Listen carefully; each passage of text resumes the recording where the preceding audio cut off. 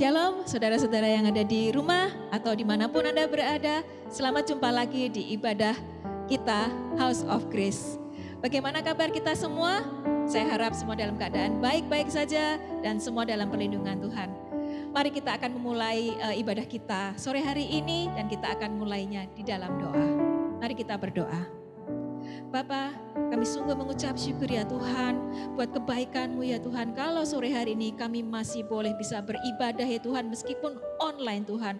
Kami percaya hadirat-Mu Tuhan tetap ada di tempat kami masing-masing. Tetap hadir di setiap hati kami masing-masing ya Tuhan. Tuhan sore hari ini kami bersekutu mau memuji menyembah Engkau dan juga mendengarkan firman-Mu Tuhan. Hadirlah di tengah-tengah kami ya Tuhan. Berkati ibadah kami dari awal pertengahan hingga akhir Tuhan. Kami mau buka Tuhan ibadah ini hanya di dalam satu nama, yaitu nama Tuhan Yesus Kristus. Haleluya. Amin. Mari saudara-saudara, kita ajak kita semua untuk lebih lagi semangat untuk menyembah Tuhan. Karena Tuhan kita selalu baik. Amin. Amin.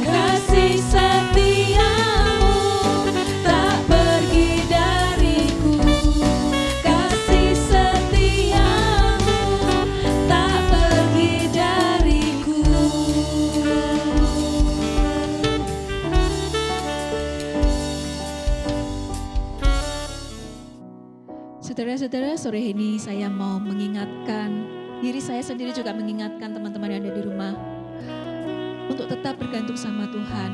Sekuat-kuatnya kita, sehebat-hebatnya kita masih butuh Tuhan. Karena Dialah pegangan hidup kita. Tanpa Dia, tanpa anugerahnya, tanpa berkat-berkatnya, mungkin hidup kita tidak akan menuju ke panggilan kita. Mari kita nyanyikan lagu ini, pujian ini untuk mengingatkan kita betapa pentingnya Tuhan buat hidup kita.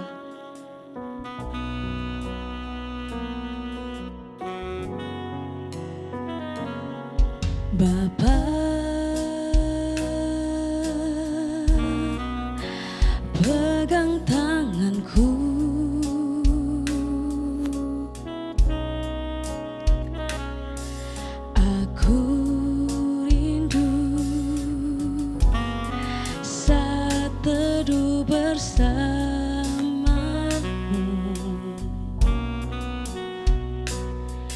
dan Kau aku dalam hangat naungan-Mu, bawa hidupku padamu, masuk dalam altar-Mu yang kudus. Bapa, pegang tanganku,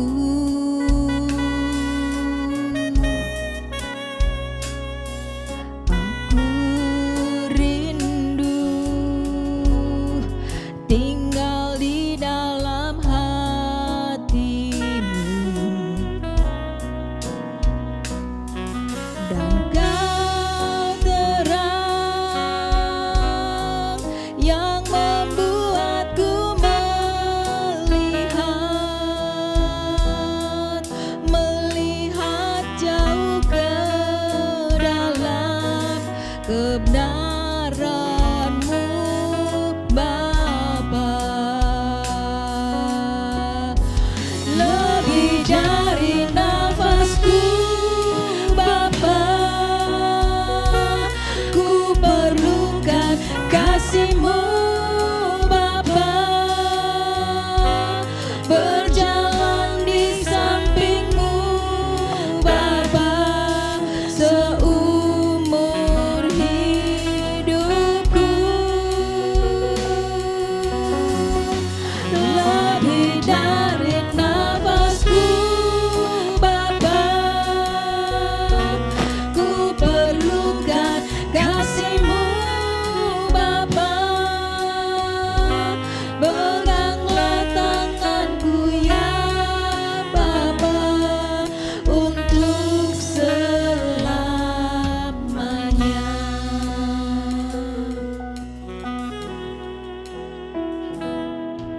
Bapa, pegang tanganku,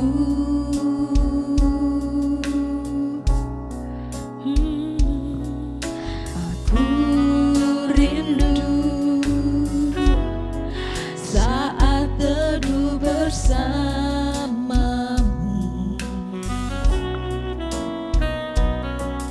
dan Kau agung dalam hangat naungan-Mu,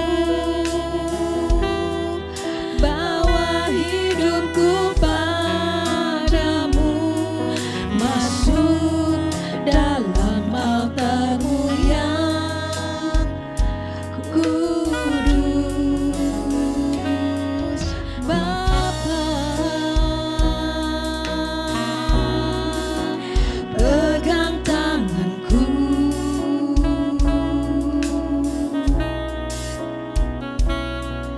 aku rindu tinggal di dalam hati-Mu, dan Kau terang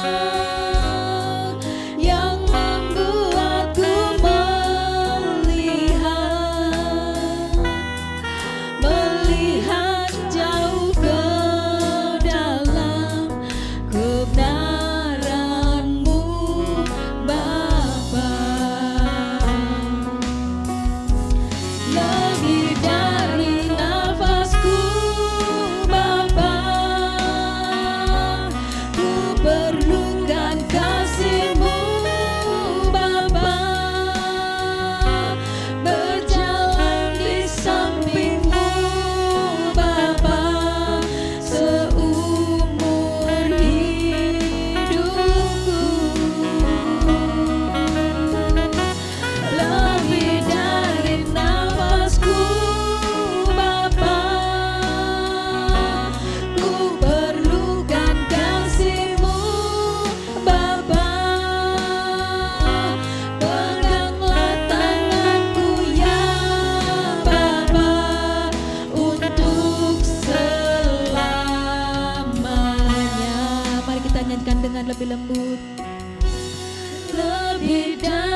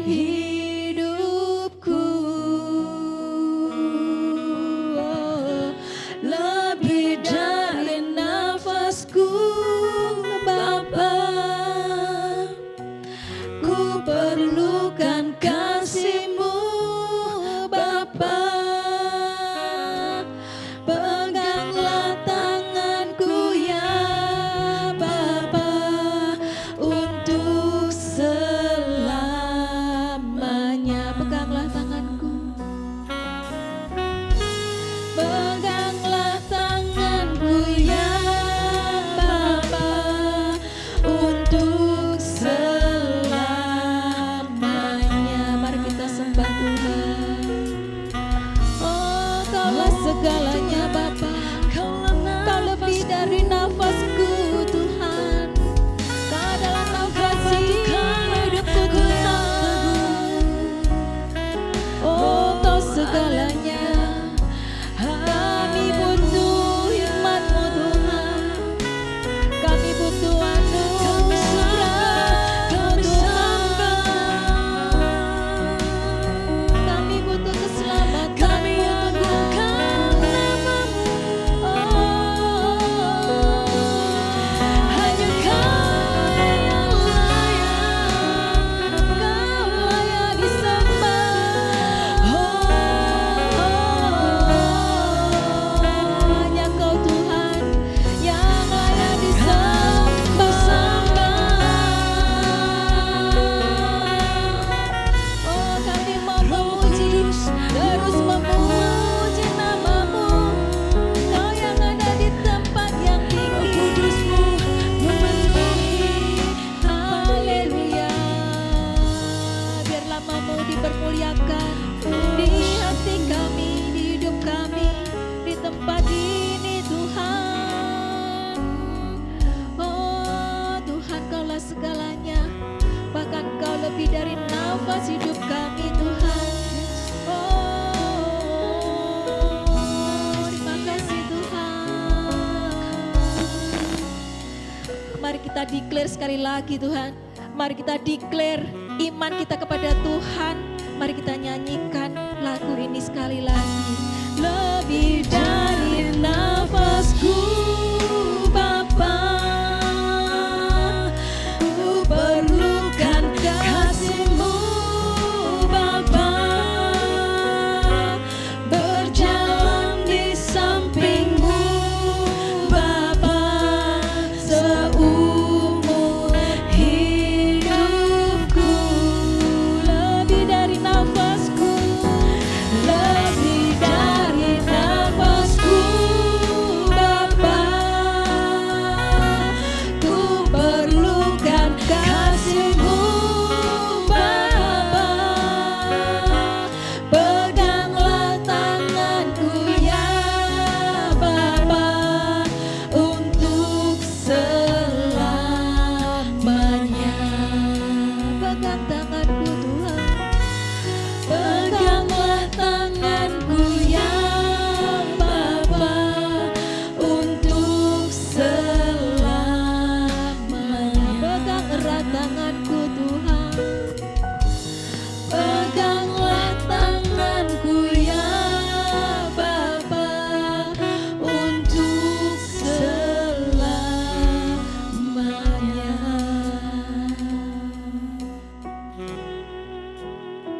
Saudara-saudara, mari saya ajak kita semua untuk berdoa, untuk menyambut firman Tuhan. Mari kita berdoa. Bapa, kami mengucap syukur ya Tuhan. Kami telah menaikkan puji-pujian Tuhan, semoga berkenan di hadapan-Mu Tuhan. Sekarang saatnya kami untuk mau mendengarkan firman-Mu. Taburi kami, hati kami, jiwa kami ya Tuhan dengan firman-firman-Mu Tuhan. Berikan hikmat-hikmat-Mu lebih lagi Tuhan buat hidup kami. Kami juga mau mendoakan untuk hamba-Mu yang kami menyampaikan firman, berkati lidah bibirnya, agar dia boleh menyampaikan firman kebenaran-Mu ya Tuhan. Dan kami boleh menerima Tuhan dengan sukacita ya Tuhan. Terima kasih Tuhan, kami mempersiapkan diri kami untuk menyambut firman-Mu. Dalam nama Yesus kami berdoa mengucap syukur. Haleluya. Amin.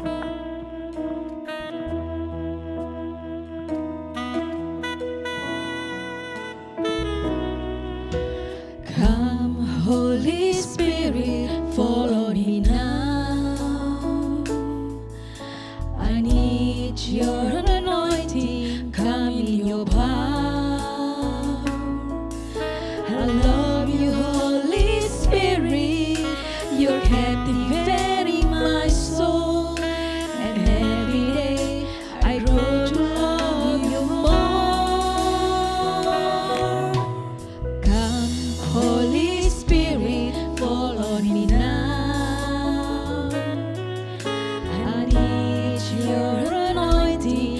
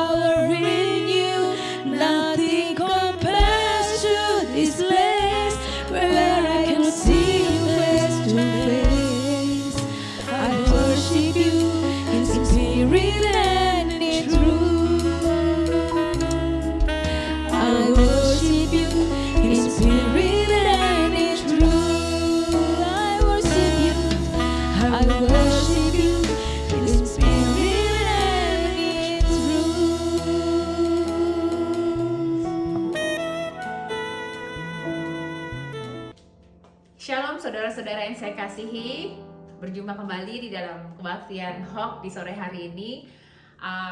Mari sebelum kita sama-sama mendengarkan firman Tuhan, kita berdoa yuk sama-sama sehingga biar apa yang Tuhan taburkan melalui firman hari ini itu biar terus berbuah dan menghasilkan sesuatu yang baik di dalam hidup kita. Mari sama-sama kita berdoa. Tuhan, kami bersyukur untuk segala kebaikan yang Kau berikan di dalam hidup kami, Bapa. Pada sore hari ini Tuhan, kami mau mendengarkan firman-Mu, biar Kau terus bekerja di dalam hidup kami ya Bapa.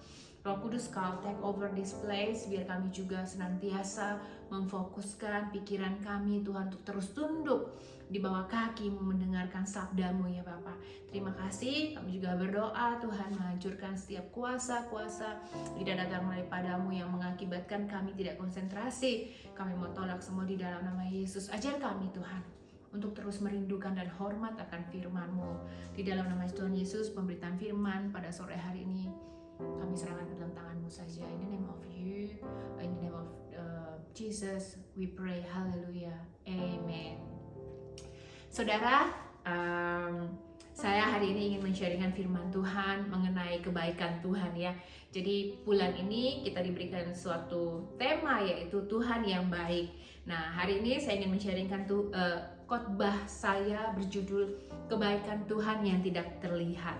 Kita menyadari ya saudara, kita ada di dunia ini, kita diciptakan, kita diberi kesempatan hari demi hari oleh Tuhan kita, Bapa kita yang baik, sahabat kita yang luar biasa, Yesus yang sudah menebus hidup kita. Dan ketika hari penciptaan, kita katakan Tuhan menciptakan segalanya.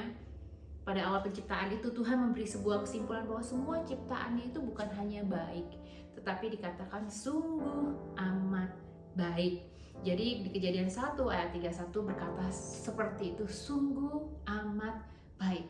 Karena kita diciptakan serupa dengan Allah yang baik, pasti kita juga diciptakan sesuai dengan karakter Dia, dan Dia menciptakan kita tuh gak asal-asalan. Berarti kita ini spesial, berarti Dia gak mau sesuatu yang buruk terjadi di dalam hidup kita. Ciptaannya pasti kalau kita sedang membuat sesuatu, pasti kita thinking details, ya kan, kegunaannya, caranya untuk membuat apa yang kita ciptakan ini atau apa yang kita kerjakan ini hasilnya baik gitu. Sama seperti Bapak ketika menciptakan kita dikatakan sungguh amat baik. Jadi Dia menciptakan kita nggak asal-asalan. Dan kebaikan Tuhan itu nyata di dalam setiap ciptaannya. Ketika kita melihat sekeliling kita bahwa ketika Tuhan menciptakan one by one, Dia thinking of His creation. Dan ketika Dia thinking, Dia benar-benar menaruh kebaikannya di situ gitu kan. Gak mungkin dong kalau kita melihat yang namanya tumbuhan, yang namanya hewan-hewan, itu benar-benar ditaruh kebaikan di situ oleh Tuhan.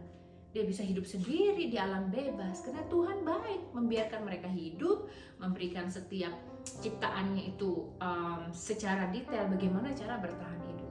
Nah, kalau kita membuka Mazmur 149 ayat 9, dikatakan seperti ini. Daud itu dengan tegas mengatakan Tuhan itu baik kepada semua orang dan penuh rahmat terhadap segala yang dijadikannya. Jadi kebaikan Tuhan ini kalau kita berbicara Daud melukiskannya sangat indah sekali. Di pasal 145 dari ayat pertama sampai terakhir kita bisa melihat bahwa apa poin yang Daud tulis tentang kebaikan Allah. Dikatakan di ayat 14, Tuhan itu penopang bagi semua yang jatuh dan penegak bagi semua orang yang tertunduk. Ayat 15 berkata, Engkau memberi makanan pada waktunya. Selanjutnya, Engkau membuka tanganmu dan berkenan mengenyangkan segala yang hidup. Bayangin saudara, di 145 ini Mazmur itu mengatakan semua kebaikan Tuhan. Jadi tidak ada kecacatan di dalam pribadinya Allah. Tidak ada kecacatan di dalam pribadinya Yesus, bahwa ketika dia mengatakan Dia Allah yang baik, Allah yang adil, itu tercermin di dalam setiap ayat 145 itu. Tuhan dekat kepada setiap orang yang berseru, ya kan? Jadi baca kembali pasal 145 di Mazmur. Jadi semua itu menggambarkan kebaikan Tuhan. Dan fakta yang menarik lagi, kebaikan Tuhan itu tanpa batas, saudara. Dikatakan unconditional love, ya kan? Bisa dilihat dari pengorbanan Yesus buat hidup kita. Matius 5 ayat 45 berkata seperti ini. Karena dengan demikianlah kau menjadi anak-anak Bapakmu yang di surga, yang menerbitkan matahari bagi orang yang jahat dan orang yang baik, dan menurunkan hujan bagi orang yang benar dan orang yang tidak benar. Ada perbandingan, saudara. Di dalam dunia ini ada orang jahat, ada orang baik. Ada orang yang benar dan ada orang yang tidak benar. Tapi kenyataannya secara manusia kita akan baik kepada orang yang baik. Dan naturally kita akan act bad to the bad guy. Kita akan mulai thinking gimana caranya untuk membenarkan dia. Kalau dia nggak benar-benar, kita mulai thinking, oh gimana caranya nih untuk taruh dia di suatu tempat, atau untuk lapor dia kepada misalnya pengguna narkoba, kepada badan narkotika, ya kan? Jadi mulai thinking, karena itu naturally. Tapi Tuhan dikatakan di Matius 5 ayat 45 ini bahwa orang jahat dan tidak benar pun dia perhatikan. Itu bukti nyata bagaimana Tuhan itu baiknya luar biasa.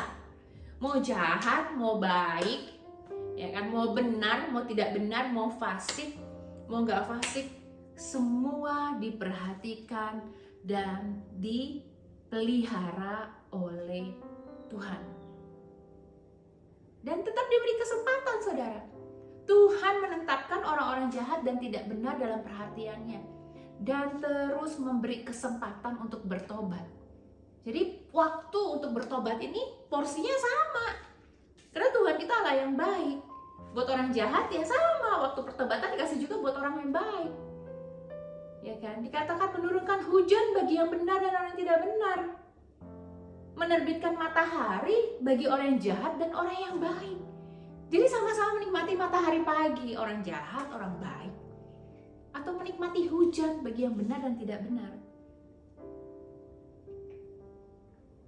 Kalau sampai orang jahat aja tetap dia pelihara, saudara, ya kan? Masa kita, saya percaya semua kita adalah orang baik. Kenapa? Karena udah mengenal Tuhan. Masa kita nggak menyadari Allah itu baik buat hidup kita? Kita harus benar-benar menyadari. Seperti pemazmur, katakan di Mazmur 34 ayat 9. Kecaplah dan lihatlah betapa baiknya Tuhan itu. Berbahagialah orang yang berlindung padanya. Kebaikan Tuhan tidak cukup diceritakan saja, tapi benar-benar kita harus merasakannya. Kecaplah dan lihatlah. Dalam terjemahan BIMK dikatakan, rasakanlah sendiri betapa baiknya Tuhan. Kadang-kadang manusia udah mengikuti Tuhan puluhan tahun, sampai gak sadar Tuhan itu tetap baik dalam hidupnya. Sampai umur lanjut, sampai hari ini, saudara, Tuhan itu baik. Ya kan? Karena kita udah kebiasaan. Karena kita beranggap, udah itu sudah kerjaannya Tuhan lah untuk memelihara hidup kita. Itu sudah jatahnya Tuhan lah untuk memberkati hidup kita. Sampai hal-hal yang kecil kita nggak sadar. Pemazmur mengingatkan kembali, rasakanlah sendiri betapa baiknya Tuhan. Dan ini harus terus di-maintain. Dalam arti harus terus dibikin habit untuk kita terus melihat bahwa Tuhan itu baik. Mari kita lebih mengenal Dia dan merasakan kebaikan, dan kemudian kita menceritakan sehingga banyak orang-orang yang mendengar, oh ya, Yesus yang kita sembah, Yesus yang kita puja, Yesus yang kita respect adalah Yesus yang baik. Somehow kita ini, saudara, ya, kebanyakan di antara kita semua, saya menyebut kita karena saya pun, ya kan, pasti ada lupanya, pasti ada timpangnya, pasti ada miss-nya. Kita tuh suka banget menceritakan setiap permasalahan hidup kita, menceritakan setiap pergumulan hidup kita detail, sampai orang lain tuh bisa melihat, kasihan banget ya dia gitu, kasihan banget. Tapi pernahkah saudara, kita menceritakan kebaikan Tuhan itu sampai detail, sampai orang tuh bisa merasa, oh ya, Tuhan tuh baik ya dalam hidupnya dia. Walaupun banyak pergumulan, walaupun banyak permasalahan, walaupun banyak yang namanya obstacle, semua itu ada karena Tuhan itu baik. Kadang kita nggak menemui nih orang-orang yang kayak gini. Mereka instead lebih banyak cerita soal pergumulan hidup sampai rasanya sedih, nangis, pergumulan yang sangat luar biasa. Dan kita nggak melihat bahwa, oh sampai hari ini Tuhan tetap pelihara. Nggak diceritakan saudara. Mari mulai rasakan betapa baiknya Tuhan dalam hidupmu, dan kemudian ceritakan. Boleh engkau sharing apapun tentang hidupmu, entah kalau minta didoakan, pergumulan hidupmu, tapi ingat, Tuhan itu baik. Sampai hari ini buktinya masih ada dan masih kuat di situasi yang seperti itu. Sampai hari ini nyatanya berhasil melewati yang katanya sesuatu itu berat, karena ada Tuhan di situ. Ceritakan saudara, sampai saudara kita seiman ataupun di luar iman kita mengenal bahwa Yesus itu baik. Seperti Daud menceritakan di ayat 145. Nah, kebaikan Tuhan itu sifatnya saudara kekal. Di dalam Mazmur 30 dikatakan seperti ini, sebab sesaat saja ia murka, tetapi seumur hidup ia murah hati. Sepanjang malam ada tangisan, menjelang pagi terdengar sorak-sorai. Ingat satu, kebaikan Tuhan itu rata buat semua orang, mau orang benar, mau orang fasik, mau orang jahat, mau orang baik, rata. Tuhan baiknya rata. Makanya semua kita dikasih kesempatan yang sama untuk bertobat setiap harinya. Sama seperti yang kita kemarin katakan di dalam komsel. Kadang kita nggak punya last minute. Maka itu diusahakan yang namanya pertobatan itu setiap saat. Sama diusahakan yang namanya kita mengucap syukur atas kebaikan Tuhan itu setiap saat. Terbukti saudara. Mazmur 30 ayat 6 berkata, sesaat saja ia murka, tetapi seumur hidup ia murah hati. Sepanjang malam ada tangisan, menjelang pagi terdengar sorak-sorai. Jangan lupakan kebaikan Tuhan yang sifatnya kekal itu. Kadang manusia membuat peraturannya sendiri. Aku masih berdosa, aku gak mau datang kepada Tuhan. Tuhan pasti murka sama saya. Ingat saudara, janji Tuhan di Mazmur 30 ayat 6. Sesaat saja ia murka, seumur hidup ia murah hati. Buat orang baik, buat orang jahat, buat orang benar, buat orang fasik, ia murah hati. Jadi jangan ada alasan bahwa, oh aku berdosa nih, aku gak layak. No, datang dengan apa adanya, mengaku dosa. Kenapa? Karena ia murah hati. Kebaikannya itu benar-benar kelihatan di dalam hidup kita, ya kan? Murah hati dan kemurahan Tuhan itu dan kebaikan itu artinya sama saudara, dari akar yang sama. Jadi ia murah hati, di dalam artinya kata lain, ia itu baik. Kebaikannya itu benar-benar seumur hidup kita yang sifatnya kekal. Nah, A.W. Tozer berkata seperti ini di dalam salah satu bukunya. Kebaikan Allah lah yang mendorongnya untuk memberikan berkat yang setiap hari dilimpahkannya kepada kita. Ya kan? Karena Allah itu baik, maka kebaikannya Tuhan itu loh yang mendorong Tuhan sendiri untuk memberikan berkat. Dikatakan di bukunya seperti itu. Jadi sifatnya yang baik, yang akhirnya terus memberkati kita setiap harinya. Ya kan? Nah kemudian saudara, bagaimana kalau kita baca kembali di Ayub, kisah Ayub maupun Naomi, saya ambil dua ini, walaupun banyak kisah-kisah lain yang kita bisa baca di perjanjian lama. Bagaimana kalau kita berada di dalam keadaan seperti mereka? Ya kan? Seperti Ayub atau seperti Naomi, yang kebaikan Tuhan tidak terlihat oleh mereka, ya kan? Mungkin oleh orang lain bisa melihatnya. Tapi saudara, kalau kita baca kembali di kisah Ayub dari awal sampai akhir, Ayub ini dikatakan orang yang saleh, saudara. Ketika dikatakan orang yang saleh, berarti tidak didapati adanya suatu celah. ya kan? Benar-benar saleh. Sampai kemudian si jahat datang sama Tuhan gitu loh untuk mencobainya, dan itu seizin Allah sendiri. Kenapa? Karena Allah memberikan kesempatan bahwa untuk membuktikan bahwa Ayub adalah orang yang saleh. Silakan. Kita tahu ceritanya, ya kan, ketika ia dicobai satu demi satu proses yang panjang sekali. Kita bisa melihat dari kisah Ayub itu bahwa satu, hartanya ludes, saudara, ya kan? Apa dulu nih yang jadi kebanggaan manusia? Harta kah? Kesehatan kah? Keluarga kah? 3 itu habis, saudara, di dalam kehidupan Ayub. Ya kan? Dan dikatakan Ayub adalah orang yang rajin beribadah, orang yang rajin datang kepada Allah, mempersembahkan keluarganya, mendoakan keluarganya, ya kan, mempersembahkan korban kepada Tuhan. Ini orang salehnya luar biasa, saudara. Tapi Tuhan izinkan sesuatu yang terjadi. 3 hal dalam hidupnya: keluarga, harta, dan kesehatannya diambil. Ya kan? Kalau jadi Ayub di zaman dulu, gak ada asuransi yang nanggung, saudara. Hewan-hewan sekarang sih enak ya, apalagi di Australia. Anjing itu ada insurannya, saudara. Sakit tinggal datang ke tempat penyakit-penyakit, ya tempat-tempat hewan, ya kan, ada dokternya segala macam, nggak usah pusing, udah semua udah tersedia. Perlu vaksin, tinggal call insurance, ya kan. Itu aja hewan loh, saudara. Apalagi manusia, semua ada. Mau apa? Mau insurance apa? Mau insurance mata, gigi, semua ada. Kesehatan, kematian. Bayangin pada zaman Ayub, ngumpulinnya susah, memeliharanya susah, tapi diambil. Itu stresnya kayak apa, saudara?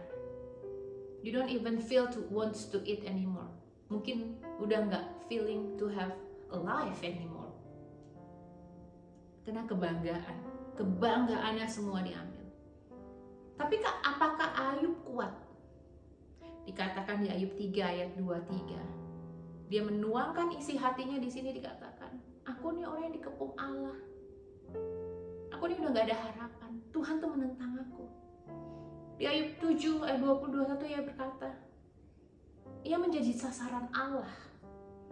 Di situ kalau kita melihat kata-kata seperti itu, dia sudah kehilangan yang namanya kepercayaan. Udah gak tahu lagi, saudara. Udah gak bisa melihat lagi kemurahan Allah. Itu yang dirasakan Ayub. Bagaimana seorang yang benar-benar saleh, tiba-tiba di Ayub 3 atau di Ayub 7 ya berkata seperti itu. Kenapa gak tahan? Ingat, Ayub, Naomi itu manusia seperti kita, saudara. Ada limit. Ketika ditimpa terus dengan sesuatu yang silih berganti, gak berhenti, saya rasa limit itu jebol. Tapi ingat, kita mau belajar dari Ayub, bahwa mungkin pada saat itu dia gak bisa melihat kemurahan Allah, kebaikan Allah. Kemudian saudara, Naomi, ya, Naomi adalah orang yang, kalau kita baca buku Rut, buku yang pendek, kita melihat bahwa perjalanan seorang wanita yang kehilangan segala sesuatunya. Apalagi di sini dari sisi seorang wanita itu susah setengah mati, saudara. Satu, udah kehilangan suami, kehilangan anak mantu, cuma satu yang ikut dia. Pelarat lagi, saudara. Iya kan? Apalagi hidup seorang wanita. Mungkin kalau pria masih bisa untuk benar-benar kerja konsentrasi gitu loh. Kalau wanita, biasanya dia menjadi ibu rumah tangga, merawat rumah tangga, tiba-tiba harus kehilangan semuanya, dan ketika itu dia sudah tua. What you can expect? Ya kan? Ya dia cuma berserah. Tapi di situ ketahanannya mulai luntur. Bukti nyata bahwa kita kadang sebagai manusia tidak dapat melihat kebaikan Tuhan ketika banyak permasalahan menerjang. Naomi salah satunya. Kemurahan Tuhan tidak selalu nyata di dalam hidup kita. Mungkin ketutup dengan setiap ujian-ujian yang ada. Naomi ketika dia kembali ke Israel, dari Moab dia balik ke Israel kembali, karena di situ Israel sudah pulih, ya kan? Dia sudah tidak ngerti. Makanya waktu dia datang kembali, dia disambut. Naomi itu, arti kata Naomi itu menyenangkan, saudara. Tapi di situ dikatakan, jangan panggil aku Naomi, panggil aku Marah. Marah itu dalam arti pahit. Kenapa? Karena dia melihat kenyataan hidupnya beda, ya kan? Jadi namanya udah berbeda, makanya dia bilang jangan panggil aku Naomi, panggil aku Marah. Dan dikatakan juga, dia berkata bahwa tangan Tuhan terancung terhadap dia. Tuhan menentang dia. Dari kisah Naomi dan Ayub kita belajar bahwa cara pandang manusia melihat malapetaka atau realita itu yang tidak sesuai, biasanya itu sebagai tolak ukur apakah kebaikan Allah itu ada atau tidak di dalam hidup kita. Tidak dipungkiri, saudara, kalau segala sesuatu tidak berjalan dengan impian kita, akhirnya kekecewaan terjadi. Dan kita biasa memakai itu sebagai tolak ukur. Oh, Tuhan tuh baik kalau aku begini. Oh, Tuhan itu baik kalau aku mendapatkan ini. Itu yang dipakai oleh manusia untuk mengukur kebaikan Allah, untuk menjadi tolak ukur, ya kan? Saudara, dari kisah Ayub dan Naomi, kita melihat bahwa itu mungkin terjadi di dalam kehidupan kita sekarang ini. Kehilangan anak, kehilangan harta, kehilangan keluarga, sakit pula. Bagaimana kita bisa meresponi kebaikan Tuhan di dalam situasi seperti itu? Ya kan? Bagaimana? Saya ketemu satu orang yang saya doakan sampai hari ini, ya kan? Dia sampai hari ini belum benar-benar menerima keselamatan, belum benar-benar serius sama Tuhan. Tapi saya percaya, saudara, ya, ada waktunya dia akan menerima Tuhan dengan strong gitu. Kemudian dia telepon, dia ajak ketemu, dan dia cerita dia terkena early cancer. Dan ternyata ini seperti genetik bawaan dari keluarga. Ketika ketemu, kita sharing, saya berdoa buat dia, dan saya selalu bilang sama dia bahwa mari kita terus bersyukur, karena bukan dia aja yang mempunyai struggling di situ. Saya percaya kita semua dan saya pun punya struggling di dalam hidup. Tapi walaupun apapun itu struggling dalam hidup, kebaikan Tuhan itu tetap nyata. Sampai hari ini Tuhan tetap pelihara dia, saudara. Bisa dioperasi dengan gratis di sini, bisa dicek regularly di sini, dengan tidak keluar biaya apapun. Itu nyata kebaikan Tuhan di dalam hidup dia. Bagaimana kalau itu kejadiannya di Indonesia? Spend a lot of money, ya kan? Anak-anak yang masih muda, tapi Tuhan pelihara secara luar biasa. Bahkan ketika dia sakit pun Tuhan tetap baik dalam hidupnya. Even dia belum 100%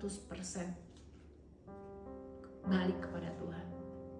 Ada banyak hal yang harusnya kita responi dengan baik, walaupun kebaikan Tuhan itu tidak terlihat, saudara. Saya ada mencantumkan 2 hal yang harus kita kerjakan saat ketika kebaikan Tuhan itu seperti tidak terlihat di dalam hidup kita. 1, mari kita buka Yohanes 3 ayat 16. Ini favorit banget pasti, saya percaya.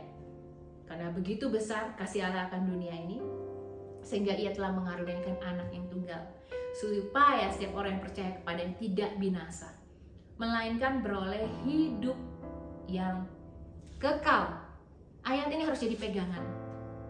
Bagaimana respon kita ketika kebaikan Tuhan tidak terlihat dalam hidup kita?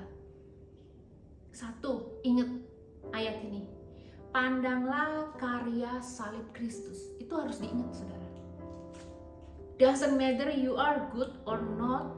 Kalau kita percaya sama Kristus, kita diselamatkan. Kenapa? Karena begitu besar kasih Allah akan dunia ini. Bersyukur untuk hal itu. Ingat kembali, Ketika kebaikan Tuhan tidak terlihat, ingat satu hal yang paling krusial dalam hidupmu dan hidupku. Bahwa Ia telah mati untuk aku dan untuk kamu. Bahwa Ia telah bangkit untuk aku dan untuk kamu. Dan Ia mengalahkan maut sehingga kita punya jaminan, kita punya sesuatu yang bisa kita pegang sampai akhir hidup kita. Itu yang akhirnya membuat kita mempunyai iman. Doesn't matter apapun hari-hari ini, kebaikan Tuhan itu selalu nyata. Kalau nggak nyata, kalau nggak terlihat, ingat pasal ini, ayat ini.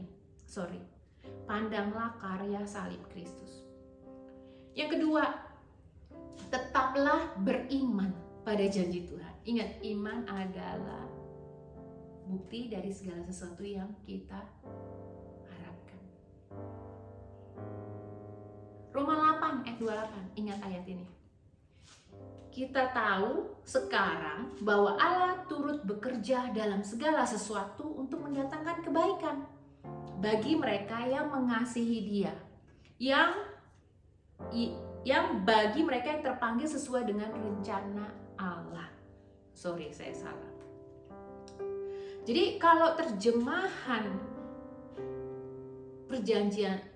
perjemahan lama dikatakan gini, tetapi kita mengetahui bahwa segala sesuatu bekerja bersama-sama mendatangkan kebaikan bagi orang yang mengasihi Allah, yaitu bagi orang yang dipanggil menurut kehendak Allah.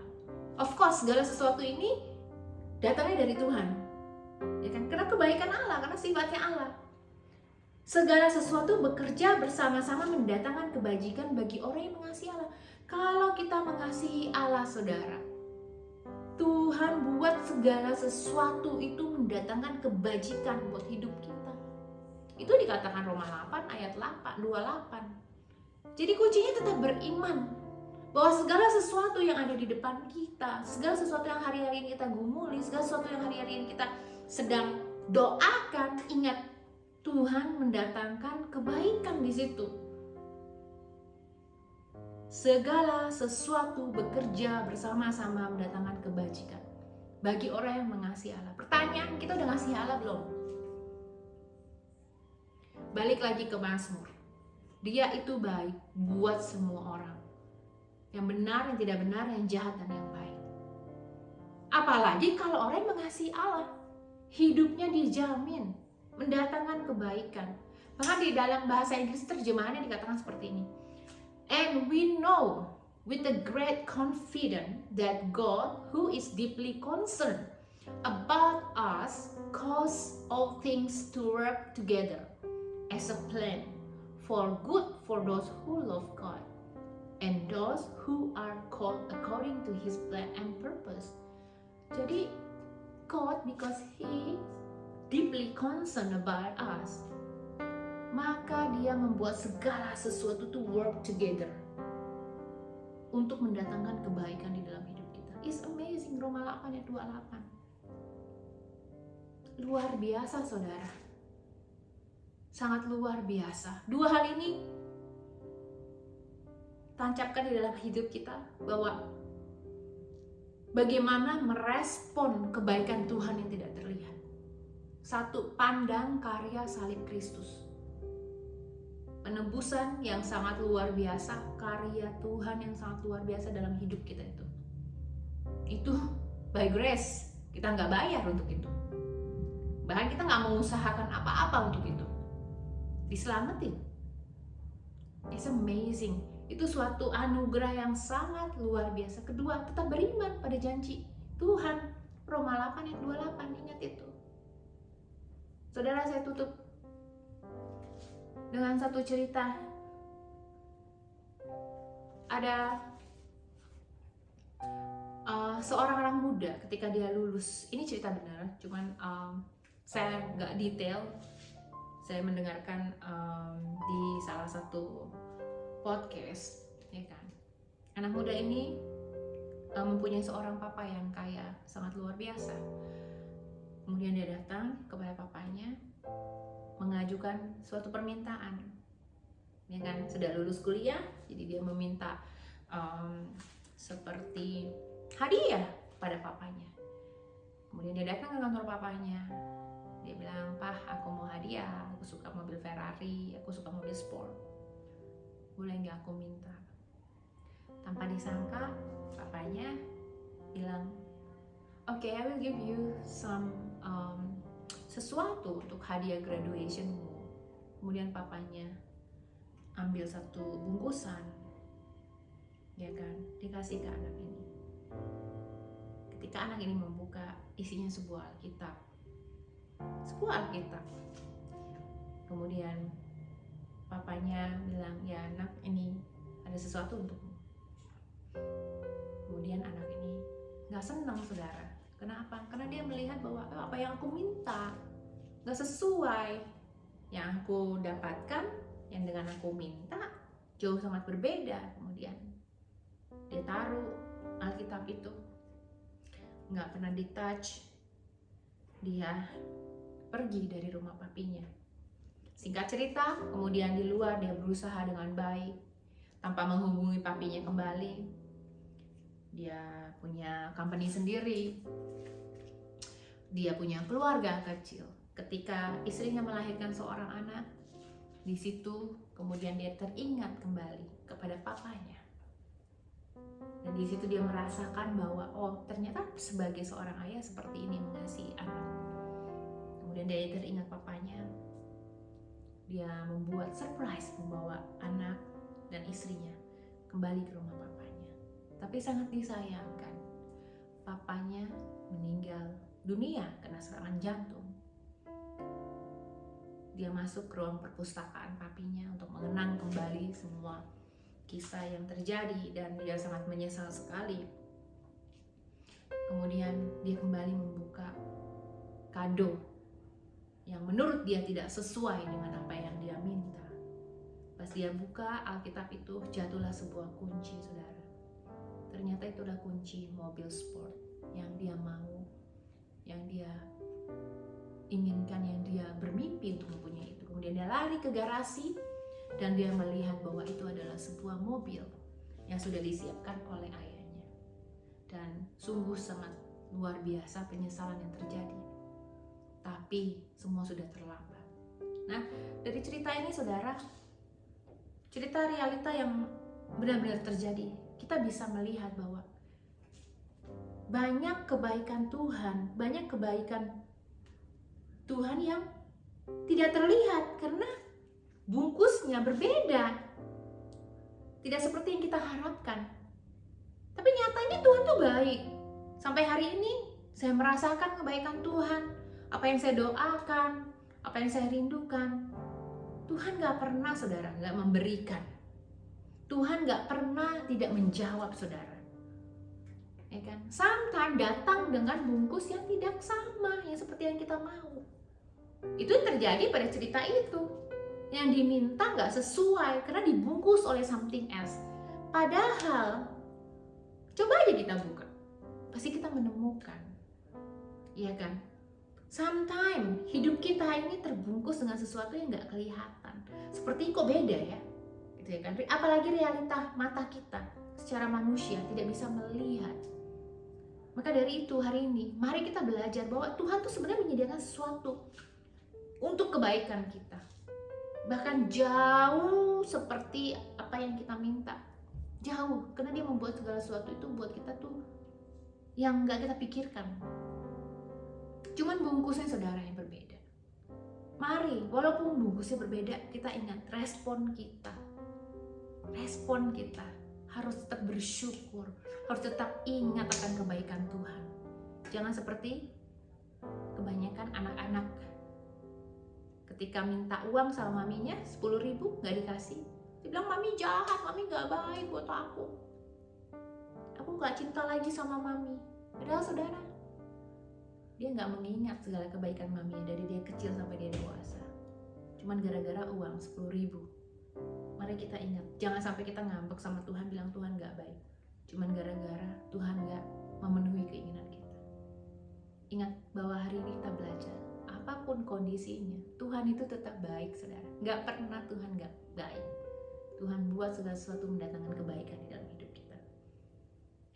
Itu aja firman Tuhan hari ini. Mari kita sama-sama belajar untuk terus berpegang bahwa Tuhan gak pernah gak baik dalam hidup kita. Saya ajak saudara, mari kita berdoa, kita bersyafaat, dan kemudian kita selesai.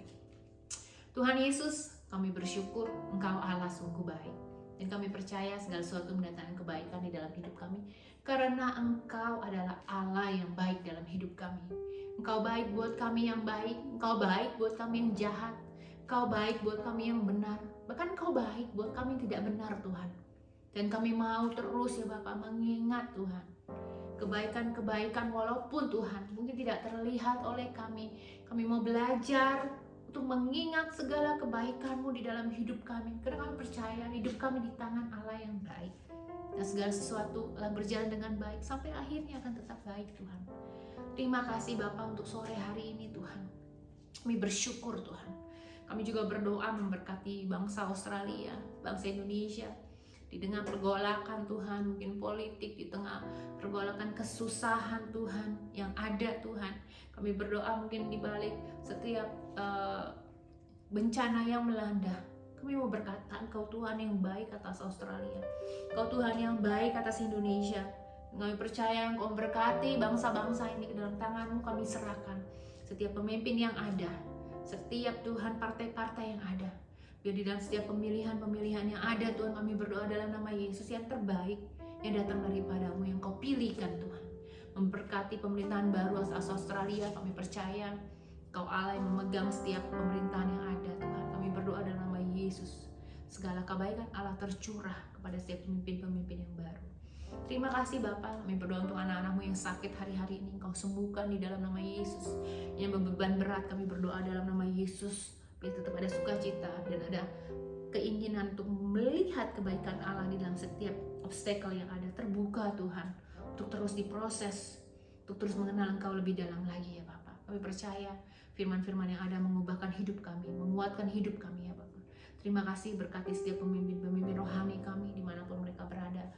Kau Allah yang terus Tuhan sharpen their life Tuhan, untuk terus kuat memberitakan firman-Mu Tuhan, berjalan di dalam kebaikan-kebaikan Allah. Thank you Jesus. Bahkan Tuhan, sore hari ini kami mau menerima berkat yang datang daripada-Mu. Setiap saudara-saudara yang ada, pulanglah dengan bawa damai sejahtera yang datang daripada Bapa, dan biarlah keluar masuk-Mu Engkau Allah yang terus memberkatinya, dan anak-anak-Mu pada sore hari ini akan terus Tuhan berjalan di dalam kebenaran firman Allah dan menerima setiap kebaikan-kebaikan yang datang daripada-Mu. Di dalam nama Tuhan Yesus kami berdoa dan mengucap syukur. Terpujilah nama-Mu Bapa. Haleluya. Amin. Tuhan Yesus memberkati saudara.